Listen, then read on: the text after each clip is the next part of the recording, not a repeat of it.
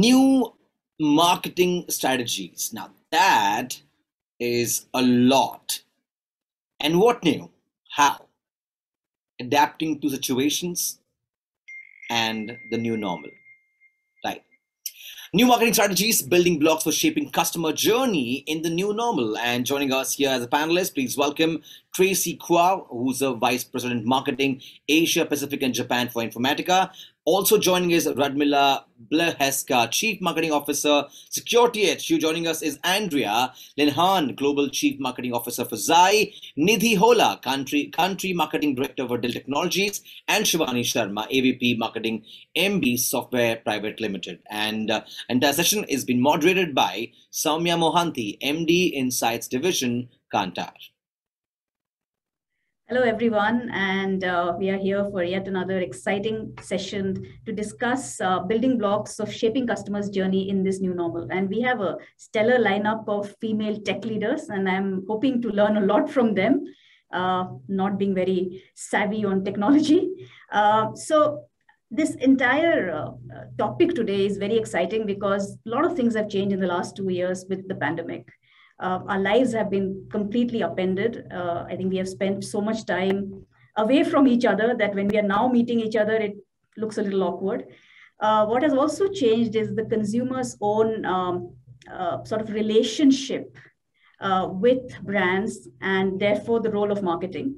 I think the consumer contract with the brand has evolved. And in fact, one of the things that Kantar does regularly is our brand valuations. And last year, we chose purpose as the area to rank brands on. And one of the reasons for that is we found purpose has become a very significant driver of brand equity, which it was not in the past. So a lot of things in that sense have changed, and therefore it is really an exciting time to be marketing and to be marketing in technology. So with that, I think I'll just open up and start with my first question, which is the most obvious question. What does this new normal actually mean in marketing? And how do you see this contract between consumers and brands having evolved? Maybe we could start with you, Shivani. Sure. So Soumya, this means definitely more digital than ever. So whether it's about team collaboration or reaching out customers, digital solutions are the only way to do business now. Yet I feel that with hybrid work models being adopted, the existing setting is opening doors for new opportunities and faster sales cycles. Earlier, a lot of marketers kept physical event as an important piece in their marketing strategy. But with pandemic that moved to digital and knowledge sharing increased multifold, and reach has increased multifold. So the way we ran marketing, that has changed. And the way we drove conversations, that has changed. So I would quickly give a quick instance from my own experience. So during the first wave of pandemic, it was so chaotic, businesses were closed. And for the first time, we were all working remotely. And my leadership at Embee, they asked a very important question that, Shivani, how are we going to do the business? And probably this question was lingering on in a lot of minds. And the question was concerning, but very important to, sort of act upon. So I would admit I was a little paranoid, but as the wise ones say that the paranoid ones survives. So I used those, for example, those 2 months to build a digital platform and launched more of remote workplace solutions for the small, medium businesses who were primarily not prepared for it. So, and that was the need of the hour. So that picked up very well. And since then, I strongly feel that, yes, a lot of things, a lot of stuff has gone digital, absolutely. And customers, even our brand partners, they've adopted to this new normal. And so have their expectation changed in terms of doing the business. Right. I mean, that's really very interesting. I think the way we have all shifted virtual and become digital, completely very different from what we are used to. Andrea, would you like to add something to this? Sure. So customers are no doubt demanding faster, more creative innovation. But the really interesting thing about the pandemic is that it has reacquainted customers with their local communities, their local worlds, which means brands are having to shift the focus more towards localized marketing execution. And the interesting piece about that is going back to what you talked about, business valuation and brand valuation. trust, which, as we know, is made up of familiarity and frequency of the brand. But it's actually been measured that familiarity and relevance explain over 80% of the variance in market share versus competitors. So it is not a presumption about purpose and brand and trust actually adding to value. It is something that is very measurable. Like the other thing that the pandemic has done, brands scrambled to change and adapt their messaging when the pandemic kicked in. But what marketing teams are realizing is that they need to structure now for the marathon effort. What are the pandemic trends that are going to stay and what's for the long term versus what is going to naturally dissipate and move away? And look, that's why we rely more heavily on data and analysis. So I definitely believe that more localized approach is going to be the real outcome of all of this. Very interesting. I think the point you mentioned about familiarity and relevance, which is where actually purpose comes in, being extremely important, and also the entire area of using data and localized way of connecting. I think since we spoke of using data, maybe I will come to you, Nidhi, and ask you about this whole thing about performance marketing, which is where which has been the trend for quite some time, and all of you are tech leaders. So how do you see, what do you think is going to be the next frontier? And especially if you could connect that with COVID, and how is that going to impact how marketing is going to shape up? Okay, so Soumya, I would not just talk about performance marketing. For me, performance and brand go hand in hand. And what has happened in the last 2 years, we've all been on an accelerated learning path, right? I think we're truly privileged to be a part of this industry while there were so many changes that were happening. It's a different type of resilience that we all have learned, personally and professionally. So as I see it, if you look at performance marketing, marketing is no longer just about the data. So we used to talk about customer centricity. I would say marketing is now evolved to become human centric. What that means is, and how it's different, is that we no longer think of our audience as just customers, right? We see them as partners in an increasingly personal relationship that we're all trying to build. And that can happen only when you understand the customer journey, you understand what is the message that you're landing to the customer, at what point in their journey, and most importantly, something that's of interest to the customer. So you have to see it from a human centricity point of view and not just a customer centricity. So that's why you build honest relationships. And this can happen only when you have a story that you're telling through your brand. And then you're doing very sharp, there's enough, the MarTech stack today is amazing, right? And we've now moved to Internet of Behaviors, which is how you understand the behavior of your audience, you respect their privacy, and then you define user experiences that bring value to you as a customer. So with the right vision and the right technology to support that vision. So the vision is the brand side of things, the technology is the performance side of things. You can now stitch it together, harness that data, and streamline customer journeys like never before. So yeah, a lot of exciting stuff happening in this space. Actually very exciting and very similar to what Andrea spoke about, the whole personal relationship and the localization, pretty like the same side, like two sides of the same thing. So Radmila, would you want to add something to this, both in terms of how do you see marketing evolve and anything that your own views about how the journeys have changed, how things have changed post-pandemic? Thanks. I totally agree with our panelists, with Shivani and what Nidhi and Andrea mentioned. I think what I would add here is that what we've noticed, and particularly from my experience, is that the personal connection and the trust with the brand is something that is very important right now, and how customers or consumers relate to the brand. Over the past 2 years, we've shifted totally to digital, now hybrid.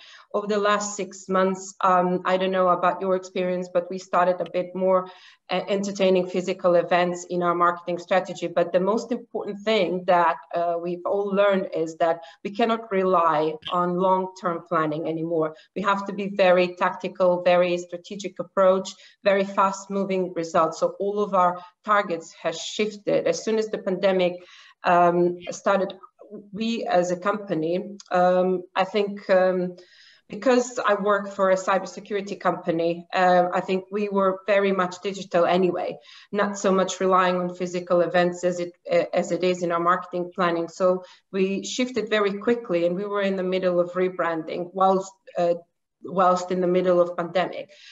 Also, I think it's the fact that marketing team was also helping a lot of the other teams of how to approach customer relationship. When talking to sales and customer service teams as well. So I think marketing is also important to rely on the other teams, that we're not so much kind of like working in the back end. We kind of became a bit of a heroes to state. And also what I would say is like, what would be looking at the trends right now is, how do you approach a customer? How do you actually build a trusted personal connection whilst doing that digitally? Now, there are different channels and approach, but I would probably say that using social media, using influencer marketing, using a lot of the personal approach, we're back a lot relying on email marketing or mobile messaging, even physical distribution. I've noticed that a lot of brands are using the approach of sending personal letters to customers and consumers, and that is also working. So some of the things that we forgot about, maybe radio marketing and advertising. So maybe looking into things that actually worked previously, but we haven't used it for a long while. And I think that's what shifted. It's about using new approach, but as well as using something innovative, but something that you all use, especially because we've been stuck in our homes for almost 2 years. Yeah, makes a lot of sense. And that point you mentioned about trust. How do you build trust in a digital world? I think that is the question that I would like all of you to probably as a next set, answer as a next set. So maybe Tracy, we can start with you. I think how do you build consumer trust in a world which is fully digital and fully virtual, and especially where there seems to be some kind of deficit of trust, especially with technology per se. So how do you address that as a marketer? Sure. I'd like to say that trust is totally important. I really resonate with all the panelists who have given the answer. And I just want to echo what Radmila has mentioned about a fusion of the new and what has worked previously coming together. Because what was in the old, where we have direct mailers, that is a human experience, that is the human touch. Trust is definitely important. Once something gets hacked, trust goes down, we lose trust in the brand. And also, trust happens when you step in the shop to get something essential. The next thing you know, that price has actually gone up. And with trust, I want to bring back to Soumya, what you spoke about, that your organization actually used purpose as one of the defining factor as you do your branding strategy.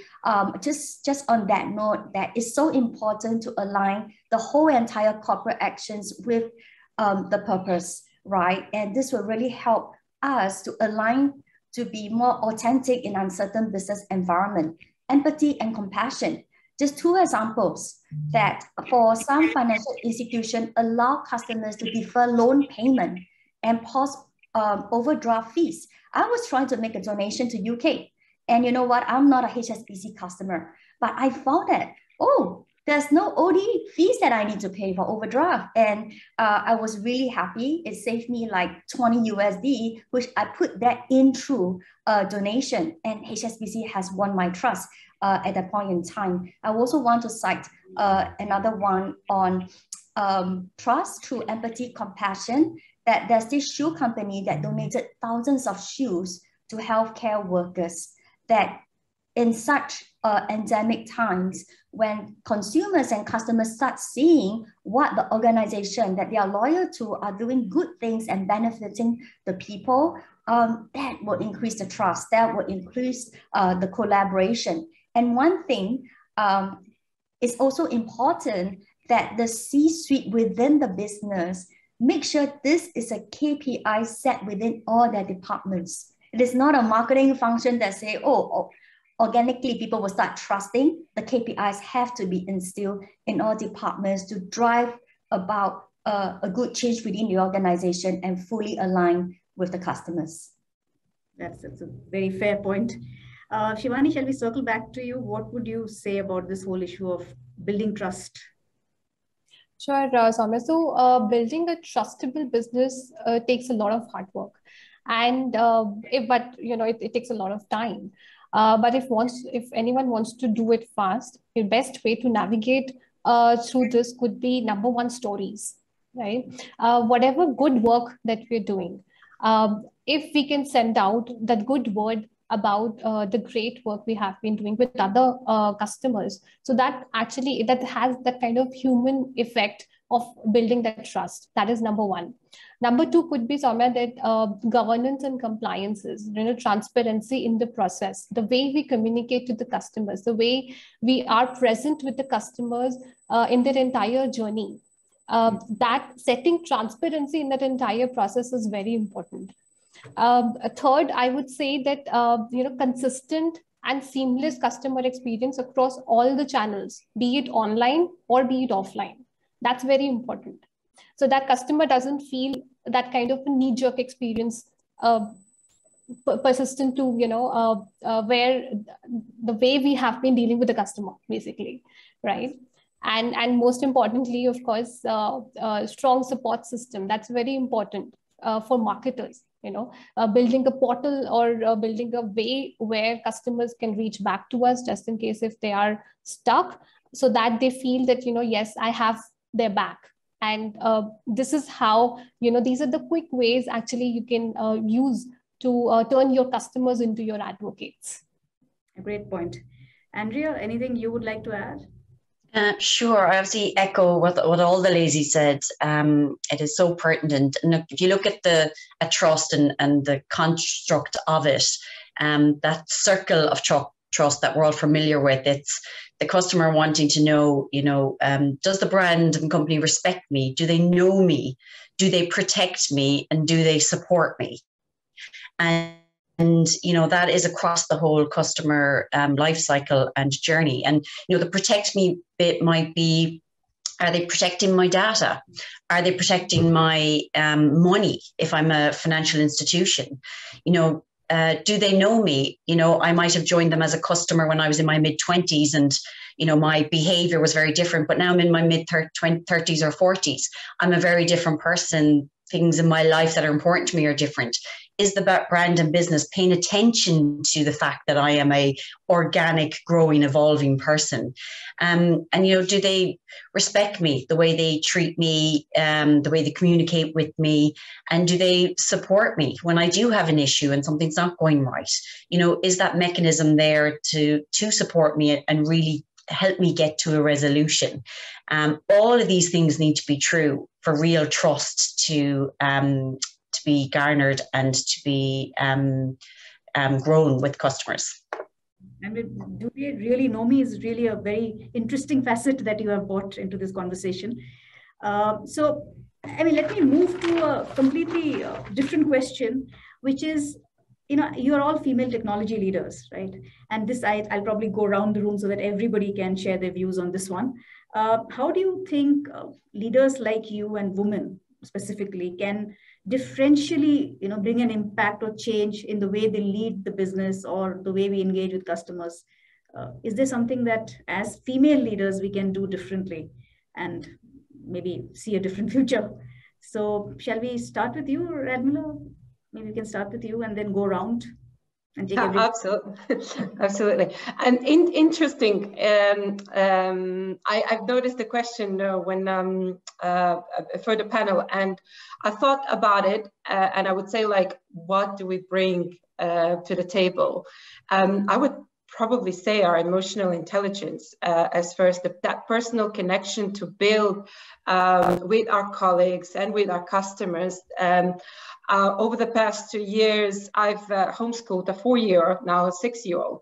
Now, on a lot of our partners and customer meetings, there was my son joining the meetings and or screaming in the background. Now, this was probably the same scenario around, and a lot of us as well.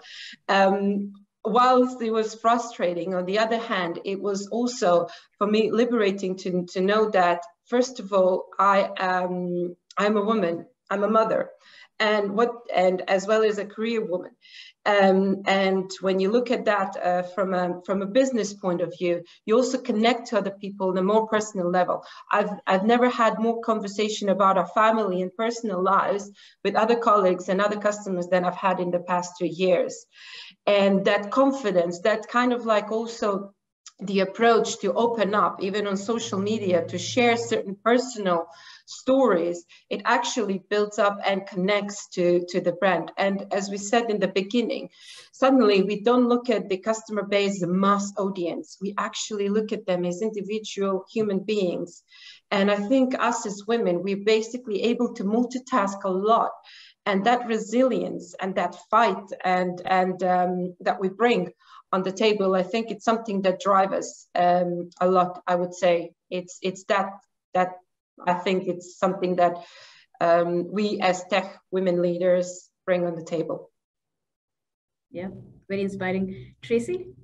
Yeah, I totally resonate with that. And what Radmila has mentioned about EQ. Yes, we do have IQ. And one thing about being women, we bring adversity quotient, AQ, to the table as well, because we learn to be very dynamic, right? And it's so interesting to just hear how, even listening to Radmila, that her son was 4 years old and now he's 6 years old. Hey, it's 2 years already, right? They have actually watched the son grow up as well. And being women, I think having the ability to multitask help us to be more empathetic to those around us, to bring about change in the organization. It's about cultural change. It's about winning people on your side. So women has this great strength of influence power, right? That I think we bring to the table. And also feeling empowered, women can empower others to strive in this new economy. That is very important as well.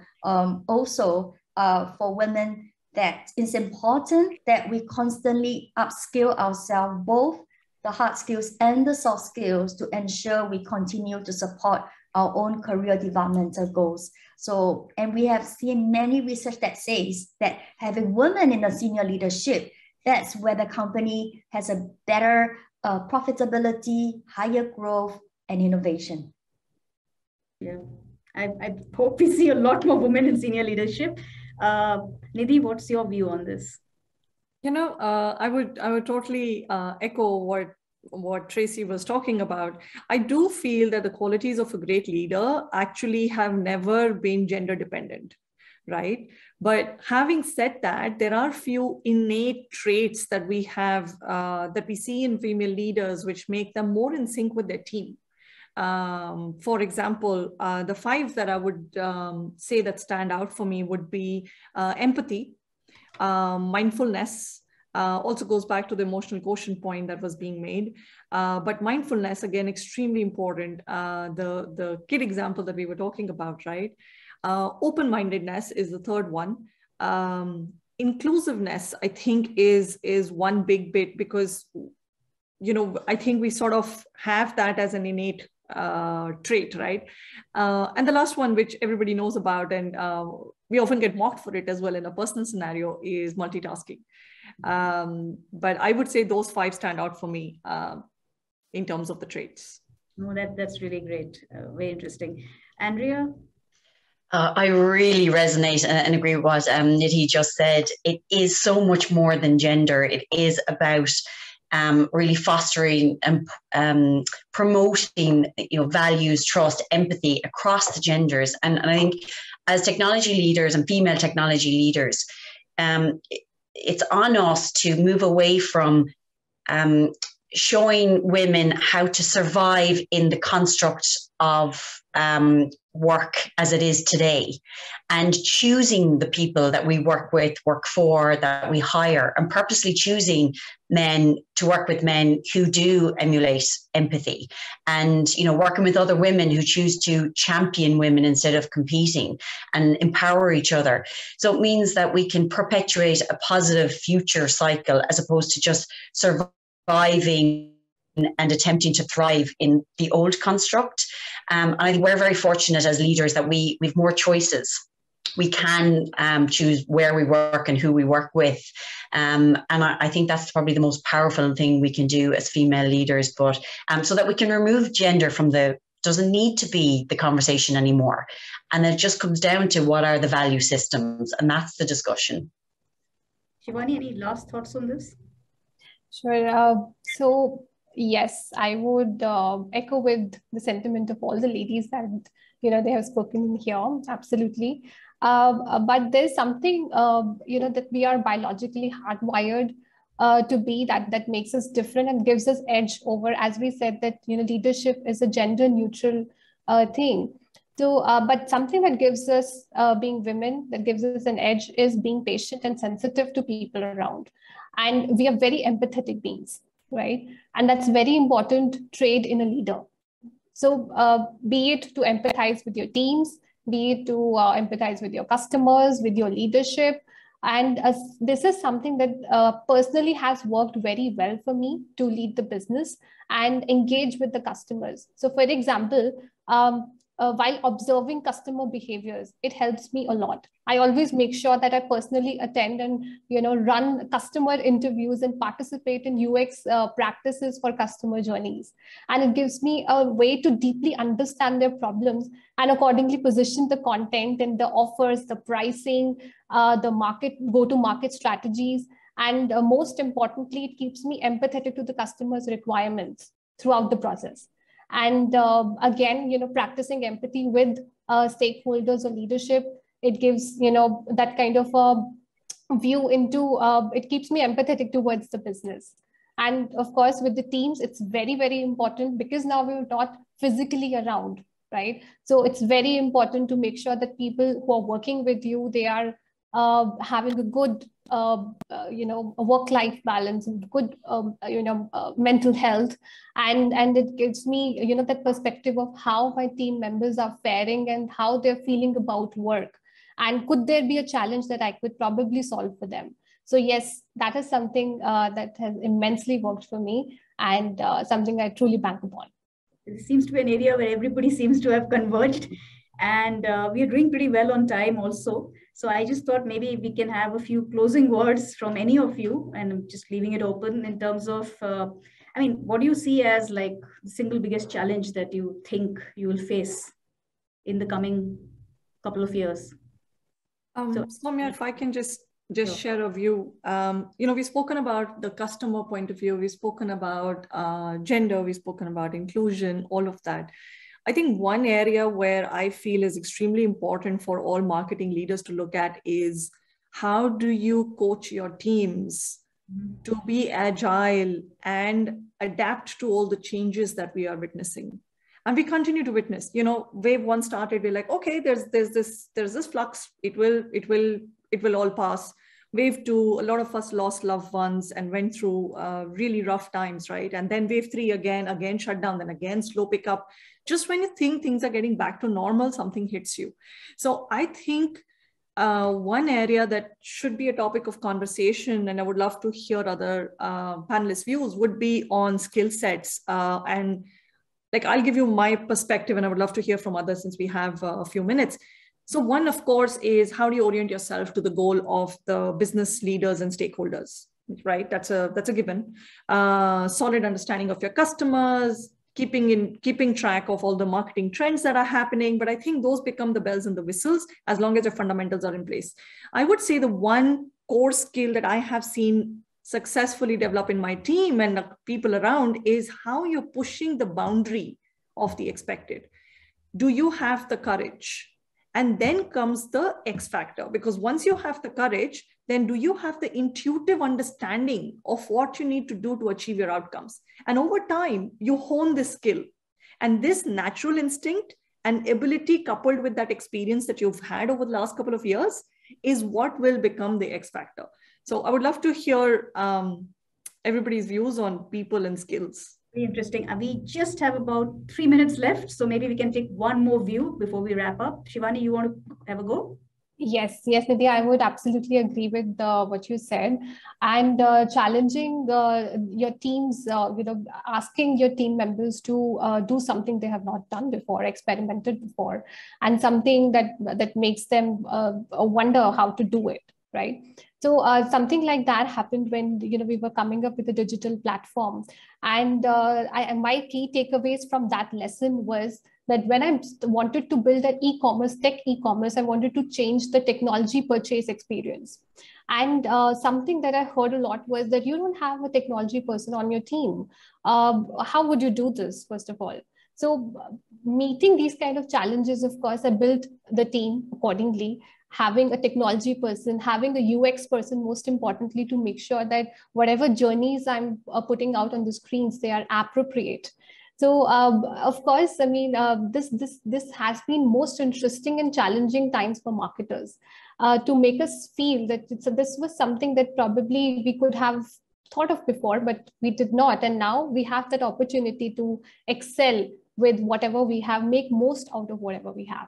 Absolutely, Shivani. I think making most of what we have seems to be like one common recurring theme. So this has been an absolutely stimulating discussion, and a lot of very interesting things came up. I think I've written some of them down: power of stories, being human-centric, not just consumer-centric, agile, managing change, building the skill sets to be able to manage change, data will help us execute. Brand needs to have a vision, and data will help us execute. How do we sort of connect the two? The whole area of how do we build trust in a digital world, where all of you had very interesting views. But that's going to be, I think, one of the single biggest challenge that everyone is going to face going forward. And the fact that what women bring on the table, and there's a lot of stuff that all of us agree on. Emotional quotient, adversity quotient, that is a really nice word. I'm going to use that somewhere. And a lot of other things: empathy, compassion, inclusion. So, I mean, it's been a real fun having this conversation, and I hope you have enjoyed as well. Thank you, and it was a pleasure having you here. Thank you so much. Thank you. Thank you very much. Well, that was insightful. And how about new marketing strategies and building blocks for shaping customers' journey in the new normal? Thank all our speakers, Tracy, Radmila, Andrea, of course, Nidhi and Shivani, of course, the moderator, Soumya Mohanty, for being an absolute moderator as always. Well, now I quickly want to thank our partners who made sure this was just perfect and it's just going the same way. I want to thank our presenting partner, Accenture. I want to thank Powered by Adobe, Platinum Partner, AWS, Gold Partner, Vertiv, Associate Partner, Checkpoint, along with Fiserv, Media Partner, TimesTech.in, Knowledge Partner, Insights, and brought to you by Unwired. Now, I have told you this earlier. I'm going to tell you this again because I want you to make the most of it. Is we have our Accenture booth on this portal, and I would want you all to go onto the portal. And if you have any questions, and I mean any questions, any query, feel free to ask the team. They're here to make sure all your questions are answered. Also, at the same time, there is a quiz that's taking place at the booth of Accenture, which indeed gives you a chance to win something. So why not to seek something and also win something? And I'm sure you would love that as well. So whenever you have time in the entire session, when you have like break time, go about, experience, learn, win. And that's the way forward. Also, we also have the feedback form. So I would request you all to please do share in your valuable feed, which is indeed very important for us to master it, better it, and bring to you the best experience. So yes, all this is for you. But for now, let's get on to what is up next. And I'm sure you're all excited because it's halftime now. And the next sessions is going to be just what you're here for. Well, the next one is the power of ecosystems for success as a woman in tech. That's next.